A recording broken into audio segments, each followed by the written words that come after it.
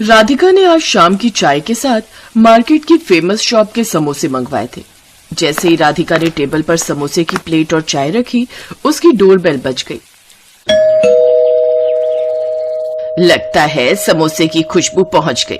जाओ जाकर खोलो दरवाजा। मुझे भी ऐसा ही लग रहा है, खोलना तो पड़ेगा ही। देखो लगातार घंटी बजाई जा रही हैं। राधिका ने दरवाजा खोला तो पड़ोसन शीला दरवाजे पर खड़ी थी। साथ में उसके दोनों शरारती बच्चे बिट्टू और पिंकी भी खड़े थे।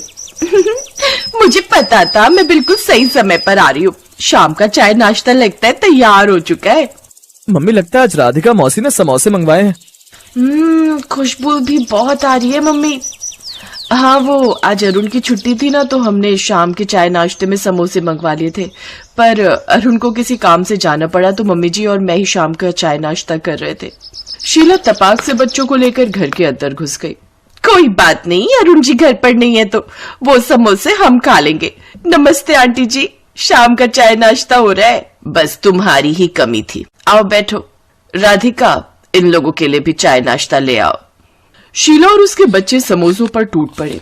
ये रोज का ही काम था। शीला की रोजाना की शाम का चाय नाश्ता राधिका के घर ही होता था।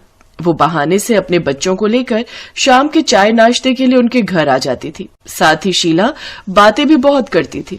ये तो कुछ भी नहीं आंटी जी, हमारी मम्मी बताते थे उनके गांव में बड़ी बड़ी इमली, आम और अमरूद के बाग हुआ करते थे और मेरी नानी झटपट पेड़ों पर चढ़ जाती थी और सारे आम, इमली और अमरूद तोड़ लेती थी।